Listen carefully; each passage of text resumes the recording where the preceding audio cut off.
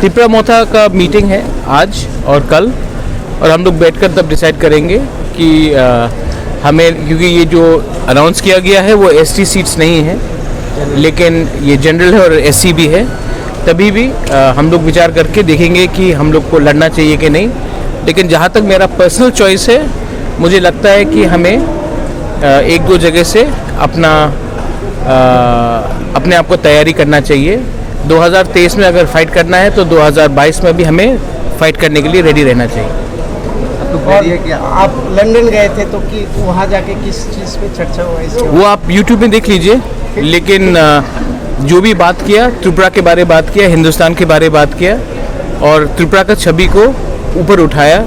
और जहाँ जहाँ महाराजा वीर विक्रम ने, जैसे कि गौतम मिशन में मठ में जाकर वहाँ में मंदिर बनाया था, जगदीश चंद्र बोस को जहाँ में वो थे, वहाँ में बैठकर हमने सबसे बात किया।